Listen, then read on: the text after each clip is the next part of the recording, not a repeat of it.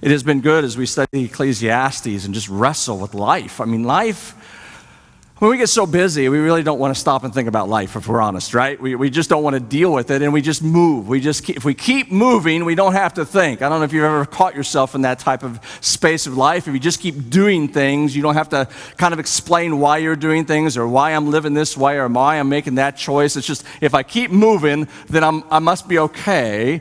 But the book of Ecclesiastes kind of forces us to stop, kind of forces us to go, well, wait a minute, let's look at the big picture of my life altogether, and it makes you look at things. It's kind of like just this an artistic component of ourselves. How many of you would consider yourself to be artistic? You like art? There's a handful. How many of you have been to an art museum in the last year? There's a couple hands. Sweet. Awesome. That's great. It's a good thing. I like art too. I really do. I'm fascinated by some art. I have 4 images of art I want to show you this morning because to me, they're just fascinating. Here's the first one. Of this sculpture. I have no idea. I'm sure there's kinds of meanings. It's one of those things you can just look at and just stare at for a long time and wonder what's the story being told? Is it falling or is it opening up? And you can kind of go whatever you want. There's a second image I want to show you as well. Here's one. That's pretty bizarre. You could look at that for a while, couldn't you? And you go, okay, what are they trying to communicate with this broken image? And there's a third one that's just kind of whimsical. I think, anybody see what's above the girl's head? Can you squint and see that? Anybody with young eyes see what that is? It's an apple. It's an apple that's falling. So gravity or something like that that's occurring here. And the fourth one more. That's pretty crazy. Now, I've got to ask you a question. What do those 4 have in common? Anybody know what those 4 pieces of art have in common? What was that? They're made out of sand. Exactly right. All four of these, you can flip back through them again real quick, if you would. One more time, all of these are made out of sand. These are sand sculptures that have been done. That one kind of gives it away. That one is incredible. There's actually a video of this gentleman who does them. He did 4 or 5 of them. It's actually flat on the ground. The camera is actually looking down, and the girl is actually laying on her back.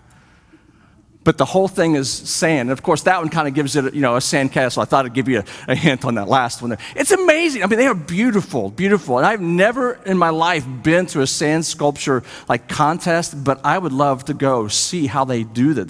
They're incredible, the hours they pour into it. And yet, each one of those images, as beautiful as they are, I truly believe Solomon would say these are great examples of life under the sun. A lot of energy, a lot of focus. It can be beautiful to a certain degree, but in reality, when it's all said and done, it's temporary. It's going to fall. It's not going to hold up under weather. It's not going to hold up of whatever comes into it. All it takes is one child to bump into it, and something that incredibly beautiful becomes what it was before, which is a pile of sand.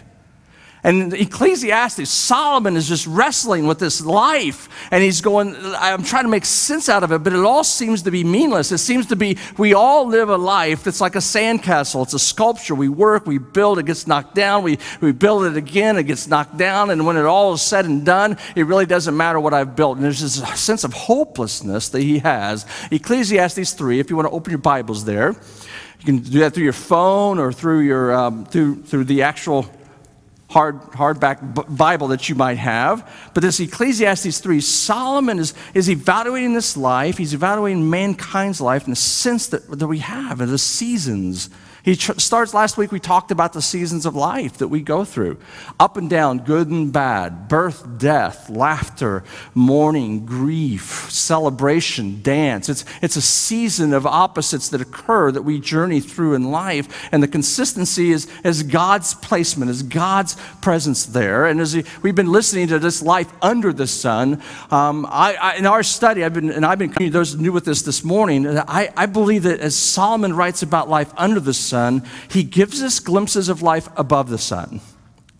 and that we're called to live lives above the sun, not below the sun, and try to understand what this life looks like. And Solomon, once again, it begins in this chapter of looking and popping his head above those clouds and seeing that there is something here that God has given to us that helps me see meaning and purpose. Let's look back again, verse 11, chapter 3, and we're going to be going all the way through to verse 14 this morning.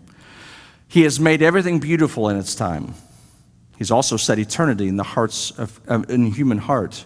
Yet no one can fathom what God has done from beginning to end. I know that there is nothing better for people than to be happy and to do good while they live, that each of them may eat and drink and find satisfaction in their toil. This is the gift of God. I know that everything God does will endure forever, and nothing can be added to it, and nothing can be taken from it. God does it so that people will fear him. Solomon's saying that basically from the beginning, that God created us in his image, and a part of his identity, God's identity, is he's an eternal being. And he says that this text, we started a little bit at the end of last week's sermon, this eternity that he has set into our hearts. And I think it's important for us to kind of grasp this understanding of this eternity that God has placed in the hearts and souls of each one of us. It's something that's distinctive. It's something that makes us different from all creation. It is something that God has placed within us that we would identify as our soul. It's our eternal part of who we are. God in himself is eternal, and therefore he says, I've created you to be eternal as well. It's something we wrestle with. Because I think that when God has placed this eternity in our heart, it causes certain things. And one of the things it causes is, believe it or not, dissatisfaction. And what I mean dissatisfaction is this, because if you go all the way back to Adam and Eve, God created them in their image. They had a soul that was eternal. They had nothing that they dealt with ended. I don't know if you ever grasped that. There were no seasons. There was no death. It was all a sense that it was eternal, and it was the eternal place in which God created man to be. And that is our nature. That is how we're designed to be in the Genesis 1, Genesis 2 environment. But we don't live in that environment anymore, because what occurs in Genesis 3 and 4, because of the sin that entered in, it affects not only the world, not only our body, not only our relationship with God. It's not just relational. It's physical. Sin had its effect on body. Sin had its effect on nature. Sin had an effect on earth. The earth cries out to even to be restored, Scripture tells us. And this important part that we have is this satisfaction, because this is how I kind of see it. Solomon is sitting here going, I don't understand this. This seems so meaningless. There's frustration. Why is there frustration in his heart? It's because there's another part of him that is eternal, sitting in an environment that's not eternal. There's this longing that our souls that God has given to us, this part of us that is this desire for that which things to last, things to be eternal in the sense of even God and that relationship with God. And when our sin breaks that, we now have a conflict, because what we long for is permanent, but we live in a world that's not. And this is hard for us to grasp. This dissatisfaction in our life and our struggle. And if we don't, we just constantly do that. How many of you cleaned house this week? I cleaned house. How many of you mowed? How many of you mowed like last week? How many of you mowed? Do you understand what I'm saying? I live in a body that is temporary, in a house that is temporary, with a yard that is temporary, because I just have to keep taking care of it, and it just drives me nuts. I hate, it's like I got to mow again, I got to go do this again, I'm going to work. All of this is because we live in this frustration, because our eternal being wants something more than what our environment will give us. There's a dissatisfaction to it. We know that when we chase after the wind, when we chase after the new thing, when we chase after the greatest thing, when we chase after those things, we get them, and there's dissatisfaction. Why? Because our soul goes, temporary. I'm not satisfied. And I want something else. I want something more. But also eternity that God has set into our heart causes not just dissatisfaction. It causes a hunger. It kind of plays itself out. Whether you know it or not, your soul is hungry. You have a soul that is probably more hungry than your physical body. Unfortunately, we don't listen to the soul nearly as much as we do our flesh. We listen to when our stomachs are grumbling, we feed it, right? Even when we're not hungry, we feed it. You just go, some people are grazers. Steve White is a grazer all day long. I'll just see him like every 2 hours, he's eating something. And that's the way he functions. He just every 2 hours throughout the day, he's grazing on something. Isn't he, Allie? So yeah, it's just like, he's just eating all the time. He's just this grazing. But there's this hunger that our soul needs. And it needs to be fed. It needs to be shown attention. Jesus, in the Sermon on the Mount in Matthew chapter 5, he uses this understanding of blessedness or happy, and he begins this with the Beatitudes. They're attitudes of the heart. And one of them he uses in Matthew 5 is, blessed are those who hunger and thirst for righteousness, for they will be filled. Jesus is kind of saying here that joy in life comes when I hunger for that which is right, that which is godly, which is true. And I think it shows up in all of humanity. I think it shows up in those who have a relationship with God and those who do not have a relationship with God. I believe there's a hunger that cannot, because anybody that, whether they believe in God or not, when they fall in love with somebody, well, first of all, why do we want to fall in love with somebody? Because we hunger for something true, right? True love. We want somebody to love me. I'm drawn to that. I hunger for that. And if they love me, I want that love to be true. I want it to be a righteous kind of love. I don't want to enter into a relationship with somebody that's going to cheat on me, right? People argue about that all the time. They don't have to be believers and have a relationship with God to know that's not right, because I want something that's true and pure and good. Their soul longs for it. They desire it. And if someone breaks that trust, then there's a sense of brokenness in life. It's a part of our identity that we have this hunger for that which is really good, that which is good. But the question I ask us today is this. Occasionally throughout the months, I talk about getting your spiritual dashboard out. This is your spiritual dashboard. This is like, how do I evaluate where I am in my relationship with God? And I think this is one of them. Well, we need to get that dashboard out and ask ourselves, what am I feeding my soul? What kind of attention am I paying my soul? Am I feeding my soul that which has eternal basis? Am I in scriptures? Or am I allowing God's eternal word to take a place and feed my soul? Am I spending time talking with God? Is God and I in a conversation whatsoever in a way that it feeds my soul? Am I being still before God? Am I in a healthy relationship with others and studying word together? Am I simply pursuing God throughout the day in a healthy way? Do I feed my soul whatsoever with eternity and things that are eternal, or do I simply feed my soul things which are temporary all the time? Do I feed my mind, my eyes? Evaluate your time. I think it's worthwhile for us to just sit down and just take a few minutes to go, when's the last time I have paid attention to my soul and actually intentionally done it out? So I go to worship, count it. This is a part of soul feeding. But outside of this hour, our soul has a great hunger. You see, sin has its effect on the desire of the soul. Because the soul itself can be convinced that, you know what, this temporary stuff is not bad. And it can be warped. It can be a sense of this gratification we have. And we lie to ourselves all the time when it comes to these types of things, when we chase after certain things. We do lie to ourselves. How many times have you stood there and thought, I really don't need this, but I want this. I can afford this. I'll make small payments. We'll do this. And you buy it. How about when you're kids, or for those who were kids, or maybe those have kids or grandkids who come, can we have the puppy? I promise we'll take care of it every day.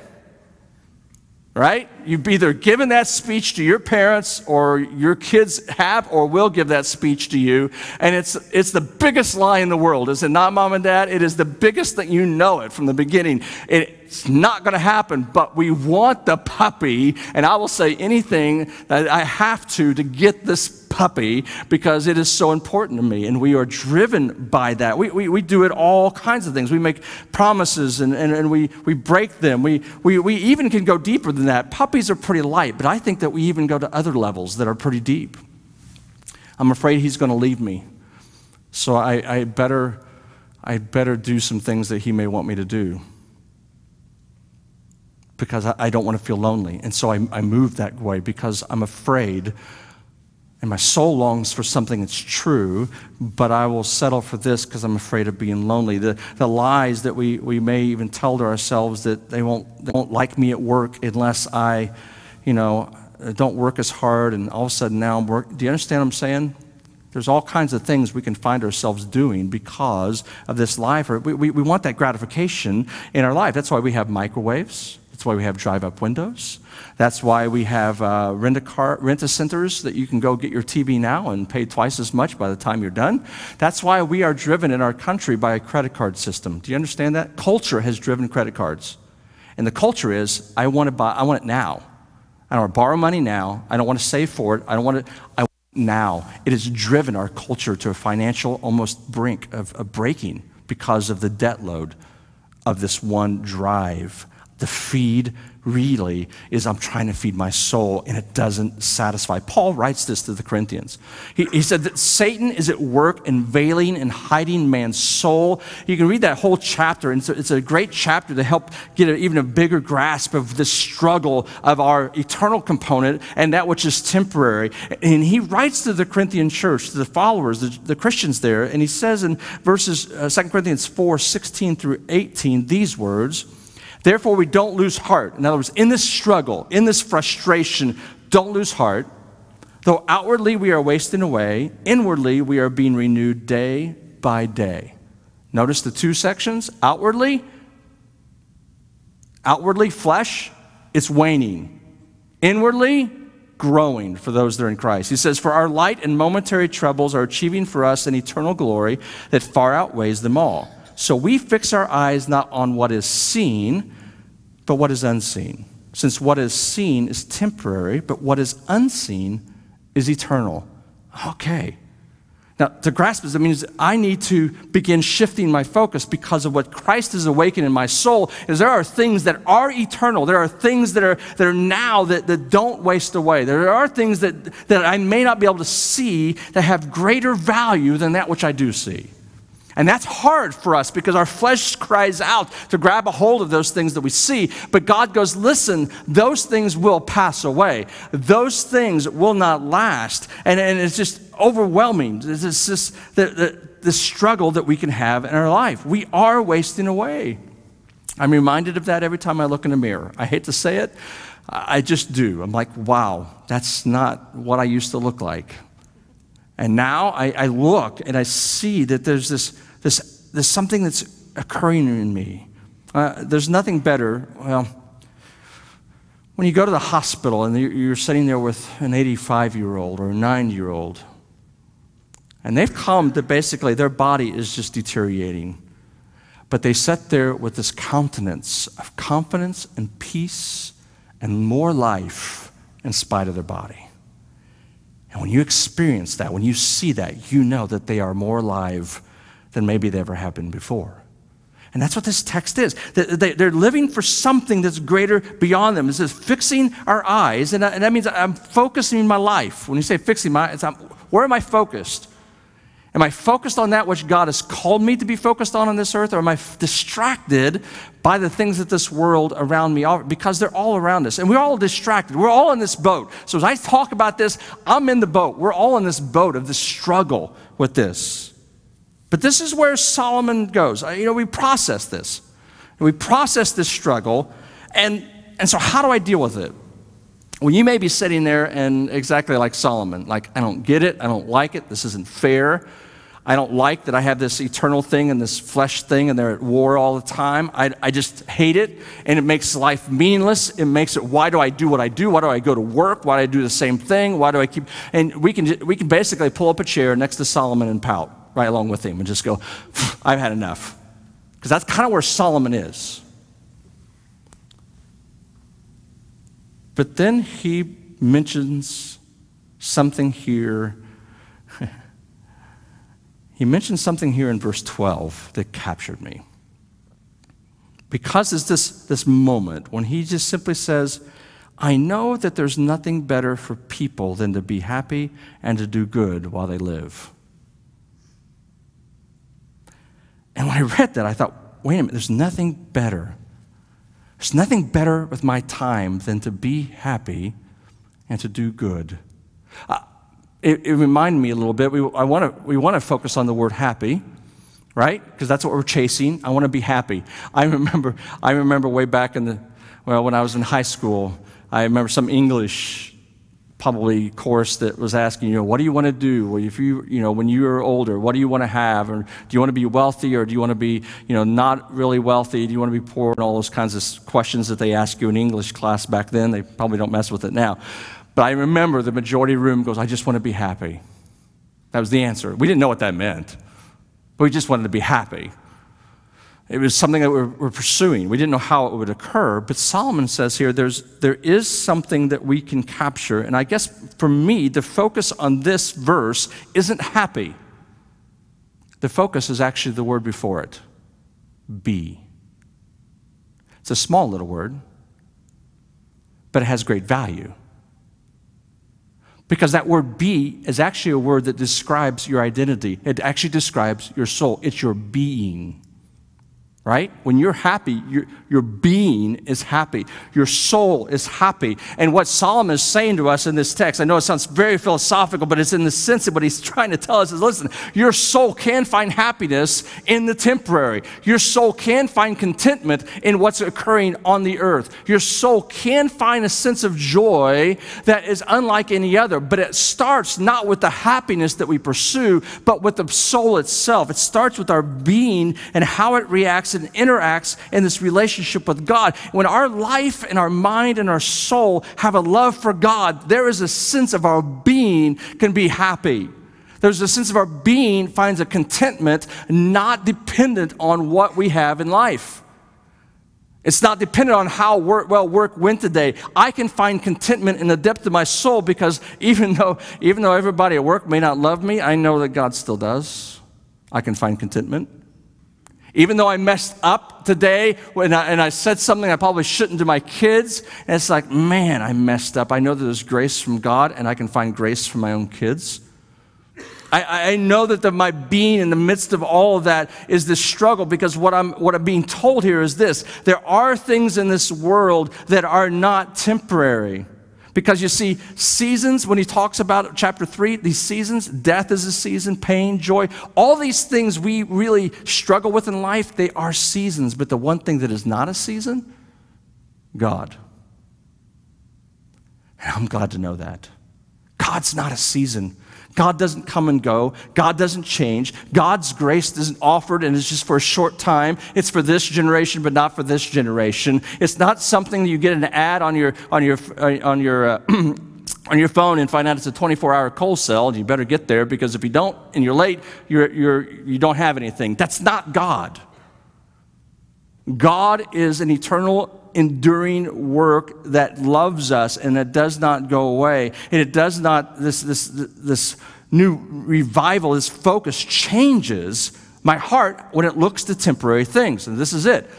Solomon is not saying, this is not a Hakuna Matata, right? Don't worry, be happy. Just eat and drink, just do whatever you want, because it really doesn't matter anyway. That is not what Solomon's trying to get to at all here. What Solomon's trying to say is when we live our lives connected to the eternal one, it allows us to find joy in the temporary, because we know it's a gift that he's given to us. I don't have to chase it. I don't have to focus on it. I can just appreciate it. Does that make a difference? Can we just process through that with me, in the sense that now all of a sudden when I'm drinking that sweet tea that's got a lot of sugar in it, it's probably not good for my heart and all those kinds of good things, but when I sip that sip and I go, that's good. Thanks for sugar, God. You know what I'm saying? Amen? Can I get an amen to sugar? If anything else, all right? This morning, yes. There's this sense that God, it's wonderful when you look at your kids, when those moments when you read to them at night, or when they just grab your hand, or they just hug you, or when you hug them and your mom and dad just surround you, and it's like, this is good. When you have a great conversation with your grandparents, when you get to sit down and just hang out with friends and laugh, this is good. This is a gift from God. That's a wonderful moment that God has given me to be appreciative of. Beth loves food. She's in the back today, but she loves food. And I mean, she'll tell you, she's told some of you before, when she's eating breakfast, she's thinking about what to have for lunch. When she's having lunch, she's thinking about dinner. I mean, she is that food driven. She's just like constantly thinking of food. And she loves, when she has good food, know it, because she just kind of goes on and on about it. It's kind of funny. We kind of mock her a little bit. And so when the girls were still home, and she would go on, oh, that was so good. Cinnamon rolls is where we kind of picked up on it. When she would eat a cinnamon roll, she'd go, oh, that's such a good cinnamon roll. That cinnamon roll is so good. 10 minutes after eating the cinnamon roll, she'll be sitting there and quiet, out of nowhere, all of a sudden she'll go, man, that cinnamon roll is good. And so we would just start like going, really? Okay, we got it the first 10 times that you liked the cinnamon roll. But she just kept going because it just was like this joy was just in her heart. And so anytime that Beth then kind of starts going on and on and on about food, I'll look at her and go, is that a cinnamon roll? She'll look at me like, yes, it was a cinnamon roll. So we just kind of, but that's it in her mind, that this is a joy that God has given to her that is a blessing. And that's important for us to understand, that our soul now finds gratitude in the temporary, but our soul longs for the eternal. But I've got to train my soul to do that. I've got to train my soul to that. Moving on. Because it says, it's not only nothing better for man than to be happy, but there's nothing better than to do good. Two important combinations. To do good. So out of the being of my soul, not only is this emotion, but out of the being of my soul now becomes behavior. My behavior out of my soul is to do that which is good. It's a healthy production. If my soul is healthy, then my life is healthy. What comes out of my life and out of my soul is healthy. What comes out of it is God characteristics begin to pour out. Jesus talks about this. He says, what's in the heart of man is obvious. It's seen. He teaches in Matthew 7, verses 18 through 20. He says, a good tree cannot bear bad fruit. A bad tree cannot bear good fruit. Every tree that does not bear good fruit is cut down and thrown into the fire. Thus, by their fruit, you will recognize them. We realize folks that aren't good. If you raised your kids, how many times did you ever say, no, you can't go over and play over there? Why? Well, just cause. It's kind of hard to explain that to a first or second grader, but as a parent, what do you got? You've seen, you've observed, you see the fruit that's come out. You see the behavior, and you're going, I'm not liking that. We know that with each other. We know that with adults. We know that with our peers. That which comes out of us comes from the soul. Paul in Galatians talks about when we have given our life to Jesus Christ, the Spirit of God now comes in us, begins to sanctify us, which means change us, begins to modify as we allow Him to, and that power to transform our mind and our heart, not to be like the world, but to be like Him. And also I begin producing eternal type things, which is, he goes in Galatians 5, he begins listing them in love, patience, kindness, goodness, self-control, faithfulness. That's the byproduct that I want to produce in life over anything else. That's the good works that He has prepared for me. That's the thing. And that's the constant struggle. That's the constant sanctification God is doing in my life. He's working those things out because God has saved us, has redeemed us in order that we not live like the world. I truly believe this. That Jesus Christ died on the cross, rose again, not so that we can simply be forgiven and continue to live under the sun. Does that make sense? Why would Jesus go through all that in order for me to just live as if He didn't exist?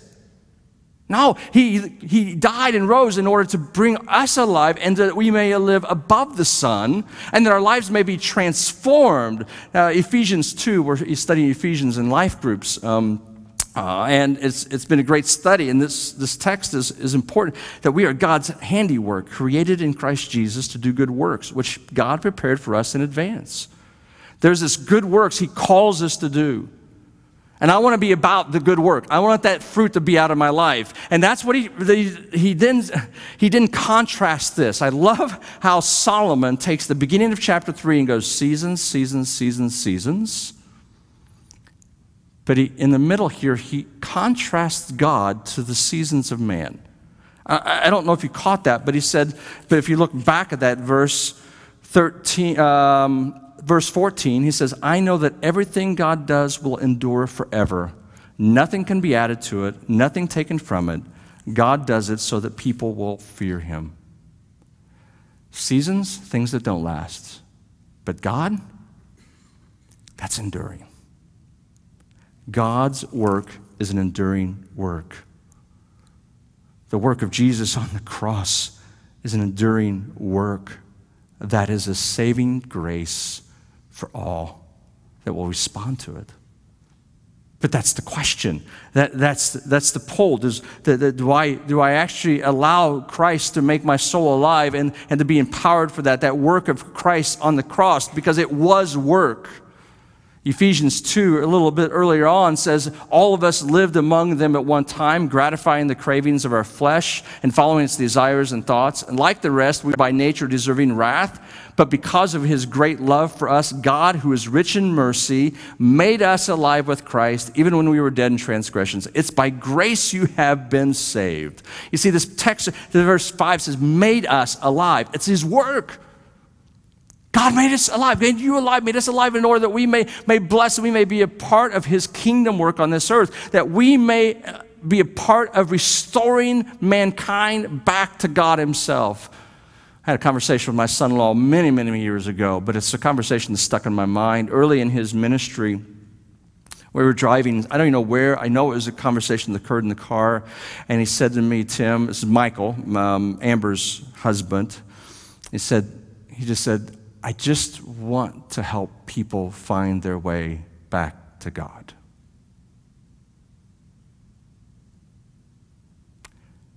And I thought, that's life. If that could be put on your tombstone, I simply help man find God to be restored again. That's what life is. We go to work, we mow yards, but that's not life. Life is getting our neighbors to know God. It's getting my children to know God and love God. It is living a life of faith, and that Jesus does more than just provide for this temporary, but he provides the greatest thing we need, which is the saving of our soul. Jesus talks about sand. I just want to finish with this. In Matthew 7, it's another great teaching that he has. And he says, at the end of the Sermon on the Mount, and he basically had gone through and just teaching after teaching after teaching, and he said, those who listen to me and put it into action are like one of these two characters. And he says, one builds a home on a large rock. He attaches his home to this rock, into this foundation. Our home is probably the most personal part of who we are, our identity. But it's a temporary component. But this builder decided to build his temporary home on something that would endure a large rock. And Jesus says, when the storms came, when the winds came, when everything blew, that house stood in spite of it being temporary. In spite of that temporary house being built, it stood not because of the strength of the house, it stood because of the foundation it was on. That's what mattered in the building. Now, there was another builder. This second builder happened to enjoy the beach, loved the beach, loved it so much he thought he wanted a house on the beach. And I'm sure he dug deep foundation. I'm sure he did anything he could to take this temporary house that he was building and stick it into the sand and hoping that it would endure anything that came its way. All the engineering in the world would, if you build it on sand, surely it's going to stay. Unless rain and storms come, and because all of a sudden all that sand gets washed away. And Jesus basically says, if you take your temporary and build it in temporary, it remains temporary. But only when we take our life, and only when we allow Jesus' words to penetrate into us and to redeem us and save us, do we find a joy, do we find a life worth living.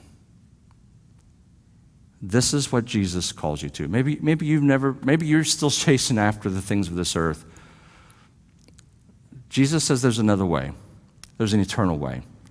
It's a way your soul has been longing for since the day you're born.